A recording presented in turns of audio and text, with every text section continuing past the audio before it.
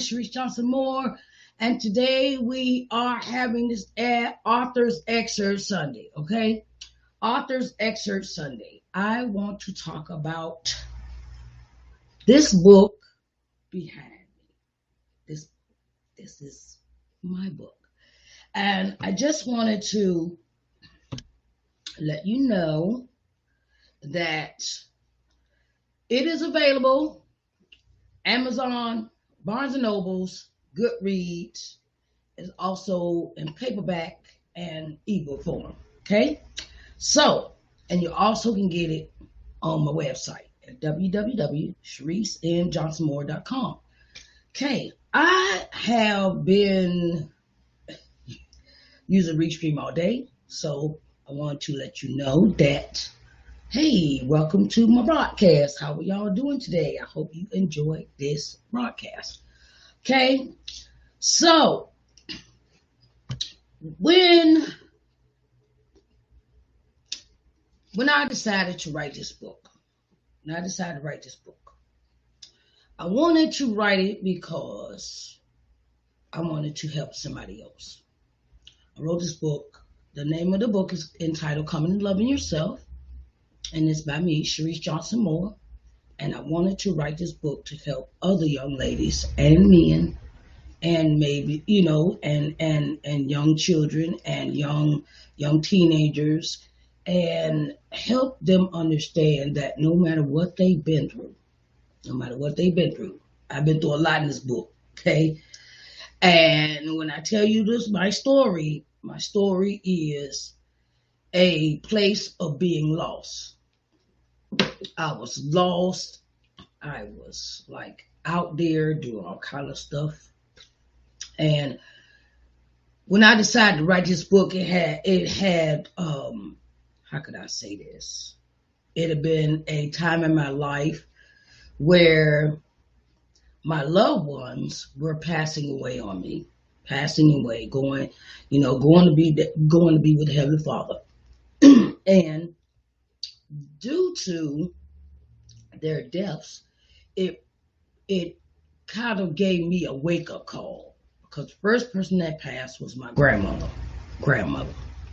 My grandmother raised me from a child, and I've been with her all my life. And the thing is, during that lifespan, that I dealt with abandonment, I dealt with self-doubt, I dealt with insecurities, I dealt with the thoughts of why didn't my parents want me. I dealt with a lot of issues. I dealt with a lot of self issues. And the thing is that when you, how can I say this, have these doubts growing up, you don't know who you can really get to talk to, really have a meaningful, existence with, outside of the parameters of your parents. And, and the thing is that sometimes we take those self-doubts into our adulthood, and we take our pain into our adulthood. We take our anxiety of what we didn't get in our childhood into our adulthood. And the thing is that death can be, we can look at it as a positive or a negative. Depends on how you look at it. And my grandmother passed November 2011. Okay, I was like, okay, Lord, what should I do? What should I do with the rest of my life now? I don't have her in my life. And because she was my everything.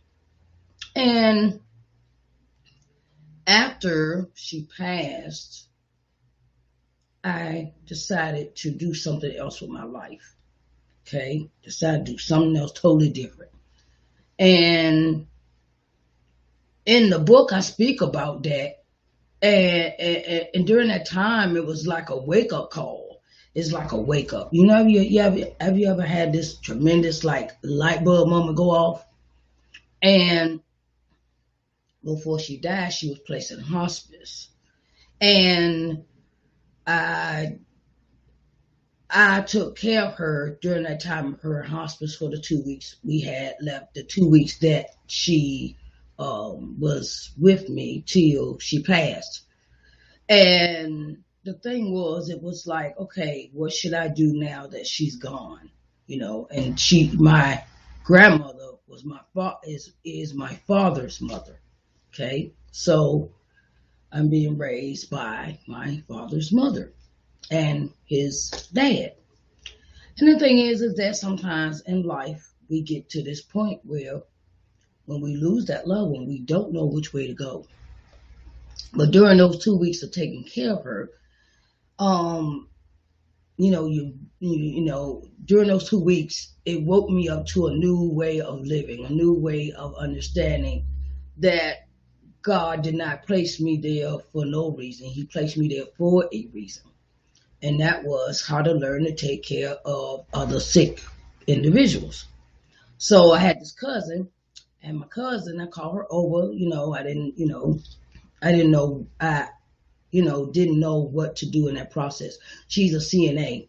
So in that process of taking care of her for those 2 weeks, my cousin came over and taught me how to take care of her, how to bathe her, how to give her medicine, how to, keep her spirits up. And even though they say in that period of hospice, it's a time of them really shutting down.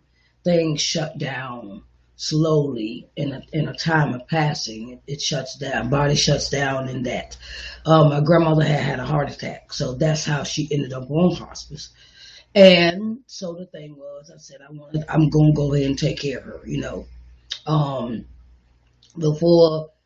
Before this happened in my life, I didn't know what I wanted to do with my life. I just was doing all kind of stuff. I had a job and working as a fire watch and working in the shipyard and things like that, and trying to find other jobs to do, working at Piccadilly's, things like that. Okay.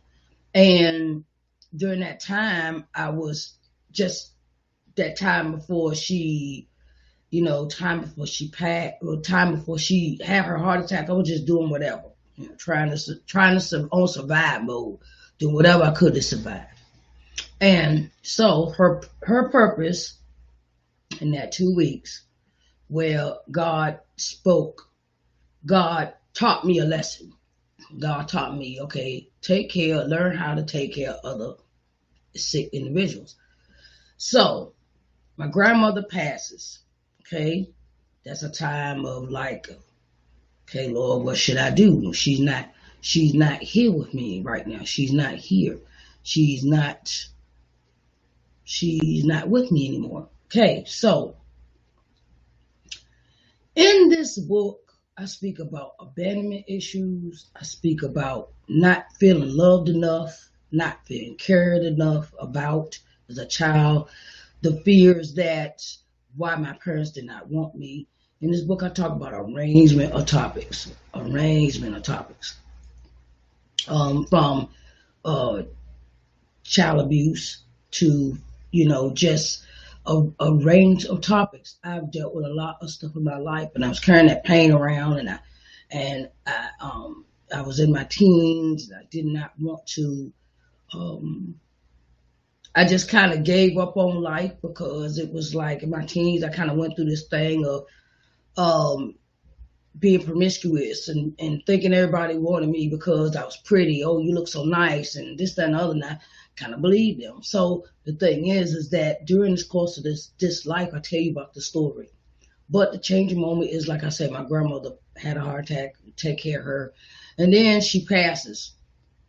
Then it gets to the point where I turn around, and maybe 3 years later, my father passes. And he passes away from a heart attack at his home. And I was informed. And that kind of like, wow, like how much can I take? How much can I take in that time frame of being that I'm losing these people. I'm losing them. And then I do. How can I say it? I'm doing this. I'm like so in the time frame my grandmother passed and my father passed, I decided to go to nursing school, get myself together, take my CNAs, go to class, do everything, and then I got a job as a living caregiver. During that time, my father passes while I'm at doing this living caregiver job. So he passes away. Go to his funeral. Okay, all right. Excuse me. And the thing is, it's like, what else can you throw at me, Lord? What else can you throw at me? At the time, I was living in Virginia. So then I decided, okay, since I got this degree, and my father passes, I decided to, like, okay, I work for these people, work for them for about a year, and I decided I want to move back to Uniontown, Pennsylvania. So I moved back January 2015, and soon as I get to Uniontown, Pennsylvania, I get this call from my sister in Detroit about my mother. And my mother, me and her talked and everything, and she had told me that she had cancer. My mother had been diagnosed with cancer, and I had just found out maybe 5 months before I moved back to 5 months before I moved back to Uniontown, Pennsylvania.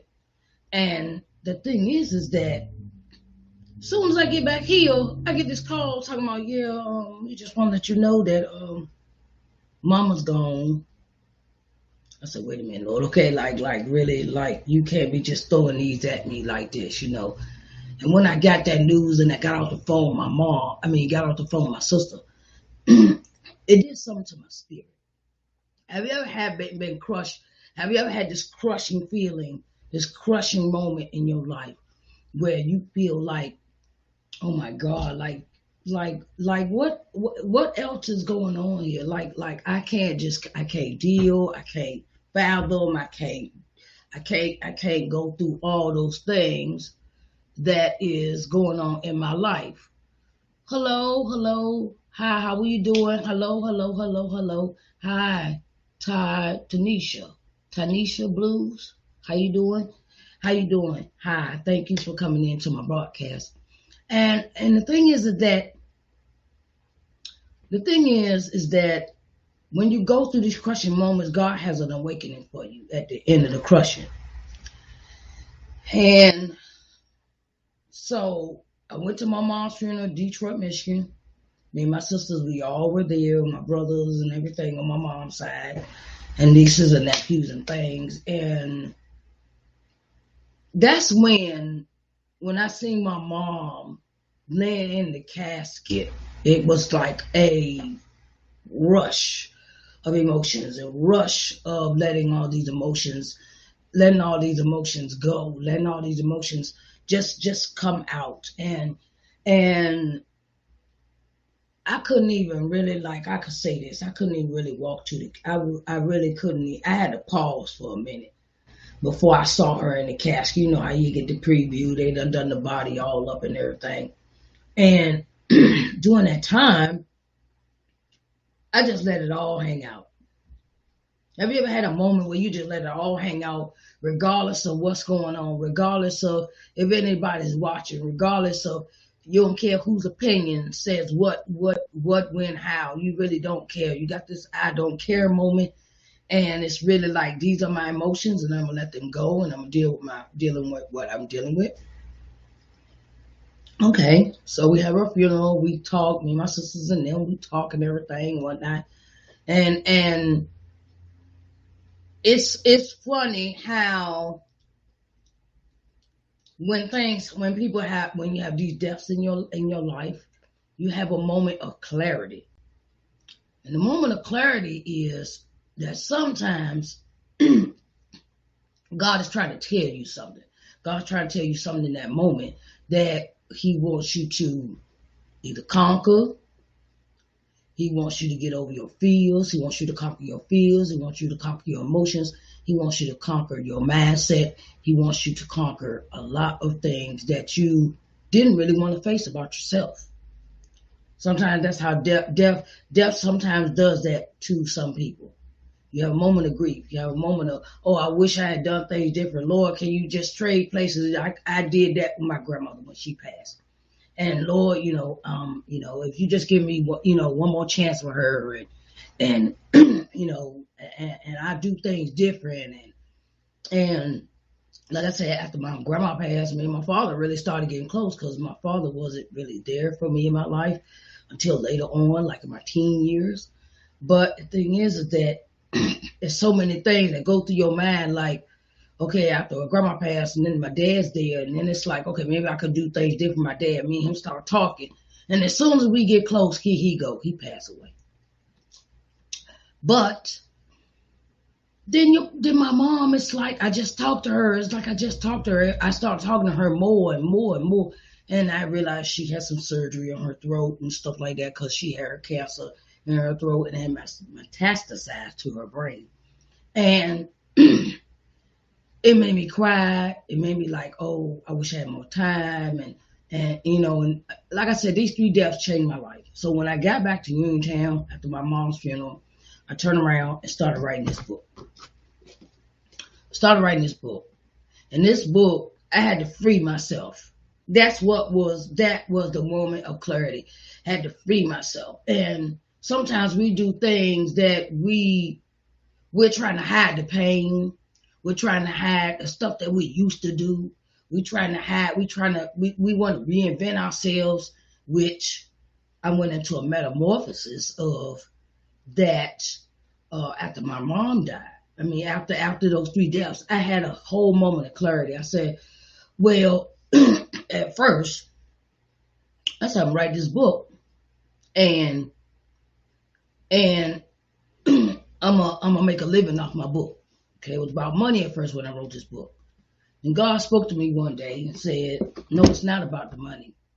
It's about the things that you can share to save somebody else's life when you share your story.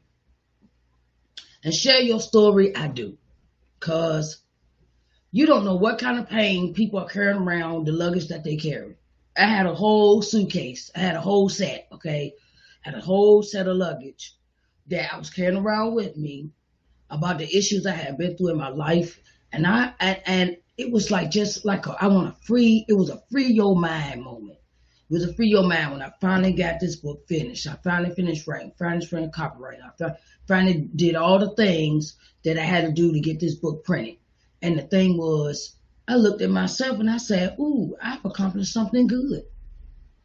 Have you ever been in a place where that that you're so busy doing stupid stuff, and then you try something good and you really don't think it's good. You really don't think it's positive. You really don't think you will get validation from other people. But my thing is, I had to learn during this process, it's not about the validation. Validation does not count. I had to come to that conclusion. It's not about being validated by anybody. It is about seeing my own self-worth, seeing I can accomplish these things. I want to accomplish these things. So, and this thought came to my head one day. I said, it would be nice if I started a group. And I do have a private group. If you'd like to join my private group, it's called Coming and Loving Yourself. It is a group where we talk about issues that is shared in the group. It's private. Whatever we say in the group is private. There's no repeating, no gossiping, no, that's the requirements of my group, Come and Loving Yourself. We talk about all the topics that some people don't want to talk about out loud, but they can talk about in a group setting that is private. So I do have that group. It's entitled Come and Loving Yourself. It's on Facebook. And if you would like to join, please join us. And it frees your mind. Sometimes we need an outlet. Sometimes we might need a therapist. Sometimes we might need our clergy. We might need our pastors, our prophets, our apostles. We sit down and we talk to them. And when you sit down and talk with people, you find out if they can keep their mouth closed.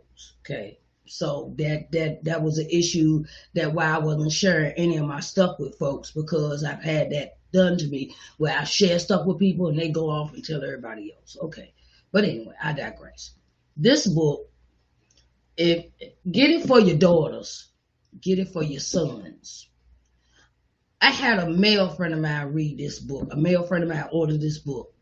And he was telling me about how now, since he's read this book, that his significant other had been through the same thing that I had been through in my life. And now he says he has a better understanding of why his wife acts the way she acts when she acts like that.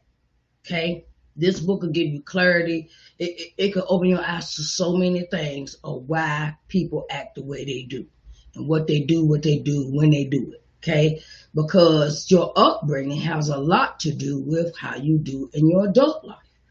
And one topic I'm gonna get on, and one topic I'm gonna talk about is not having a father figure in my life. This is for any man or any woman. When we don't have our fathers in our lives, men, I'm telling y'all something. That does something to us. We don't have any, we are not going to have any inclination of what kind of man we're supposed to be looking for if we don't have fathers in our lives. We don't have fathers. They're not participating. It's not about money. It's about being in a person's life. Let's get that straight. You know, everybody want to talk about child support. No, I'm not talking about that. I'm talking about actually being in a person's life, actually participating in their life. Okay, go to the plays, go to the school plays, go help them with the homework, take them to the sports events, spend some time with them, take them out, talk to them, sit down, have a conversation, you know, with your children at a. Sometimes we, even me, I've had to learn this, okay? Because what I learned in my childhood, I passed down to my children, okay? And what I passed down to my children was I did them like my parents did me. I was not a good mother, but I decided after these deaths, I wanted to do something different in my life. I said, okay, it's time for me to get myself straight. I had to go and ask for forgiveness for my kids. I had to go and ask for, I had to go and do a lot of different things in my life. And when you come across that, that you want to do something, well, okay, look, I know my parents treated me like that. So, sometimes we, like I said, pass that down to our children. Well, we're not in their lives. We're not active. We're not doing anything with them. We come, we go, and that was something I had to straighten out on a personal basis between me and my kids. My thing is, when we don't have fathers in our lives as women, we do not have the inclination of how we're supposed to be approached by a man, how we're supposed to be approached by a young man of our age. Because fathers are there to teach us about boys, about what to do, what not to do, how to interact with other young men, how we're supposed to interact with other people around us, and they're supposed to be our teachers. So, the thing is, and mothers, when you're not in a young girl's life, I'm gonna talk about mothers now. When you're a mother and you're not in your child's life, you're not teaching them from the boys' aspect, you're not teaching them how to deal with women. You're not teaching them how to deal with women, how to interact with women, how to interact with young ladies. We're not teaching them that. And when it comes to the girls, we're not teaching them how to be young ladies. We're not teaching them, okay, young ladies will be nice, pretty, and get an education. Because I had that interaction with my granddaddy. He always was an advocate for education, but I didn't heed the warning. So, but now I understand because I'm older. When we have those young ladies, we got to teach them how to present themselves and be ladies and be cordial and be presentable And, it's just that way.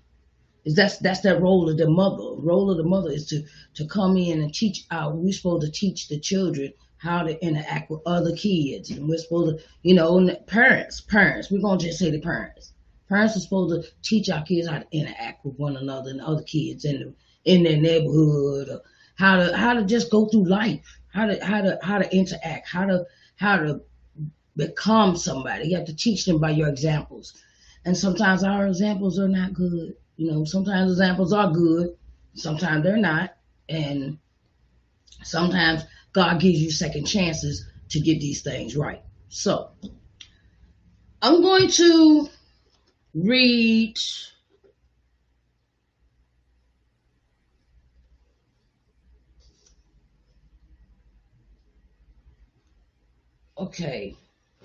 I'm going to read. I used to be married. I'm going to just go into this story. I used to be married. Okay, this is another little.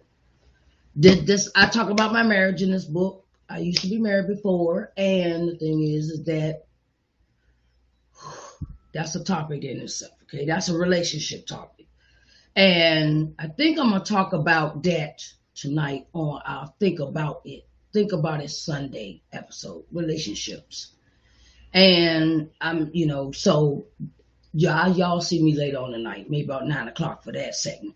But Think About It Sunday. And that topic will be relationships. So I want you to go out, Amazon, Goodreads, Barnes and Nobles, paperback, ebook, available in both forms, and you can get it on my website. The book is $12.50. Okay, $12.50 across all platforms. Okay. And I know everybody's on a budget. Okay, people on a budget. So I'm doing this promotional for the next 6 months for $12.50 for this book. And when you come to my website, you can get the ebook for $1. That's right, I said it, $1, $1. $1 ebook for $1. Okay. So I think that's really, I know we're on a budget. Everybody's on a budget that, that'll be a 6-month promotional. Now, I also want to let you know this CD here is a giveaway to a lucky winner. Whenever you come in, I pick a lucky winner to receive this CD by my best pastor and friend, Pastor Derek Tynes, out of Pittsburgh, Pennsylvania. Okay, and I wanted to also support him because he has been my inspiration. He's been my go-to person of keeping my eyes open and never shutting the door, never shut a door where God has opened. And I wanted to just let you know this CD is a gospel CD. It is entitled We Shall Overcome. And I wanted to let you know that it is a giveaway to a lucky viewer in my live feed, my live broadcast, all across all my programs. Morning Word and Worship, Let's Talk Sunday, Think About It Sunday, and Author's Excerpt Sunday. So I wanted to let you know I will be picking a lucky winner to receive out of each broadcast I do, a lucky winner to receive this CD. Yes. It is a powerful CD, and I'm going to come on tomorrow and let you have a taste of what this CD has on it. It is entitled We Shall Overcome Someday. Pastor Derek is a brilliant composer, a brilliant source of inspiration. And he is active in a lot of activities in Pittsburgh. He is, and him and his mother have a church in Clariton, and called Living Waters Ministry. And her name is Bishop Thelma Mitchell out of Clariton, Pennsylvania. And they have a program that is set up They do their live programs. They do their live church on live feed. Okay, Pastor Derek and him and his mother and Sister May and some other members have the church. They have church on Facebook. Okay, so if you ever get on Facebook, look up Derek Hines or Bishop Thelma Mitchell, and you can catch the live feed on Facebook for church, for Living Waters Ministry. Okay, like I said, this is a giveaway. It's a giveaway, a CD giveaway for one of my lucky viewers in the broadcast. So I will contact you personally. Contact you personally, and I will get your information, and the lucky viewer will receive this CD in the mail. Okay, for coming in the broadcast. So you want to spread the word, everybody, that I'm having a giveaway. Okay, I love y'all, and I want you to have a blessed evening, and get your book today. Sharise Johnson Moore, Coming to Loving Yourself, and we'll talk again next Sunday. I love you, and y'all have a blessed evening. Bye, babies.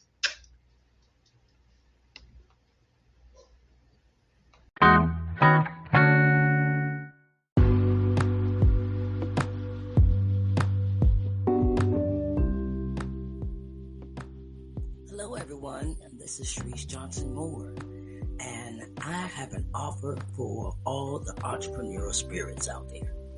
If you would like to advertise your business on my podcast, I have several slots open. So you can get in contact with me through my email address, which is I am Sharise at ShariceNJohnsonMoore.com. And you can reach out to me through my Facebook page, which is Sharise Johnson Moore 2. And you can reach out to me through my other avenues of contact, which is WhatsApp. Thank you, and I will be glad to have you as a sponsor for my program. Thank you, and have a blessed day.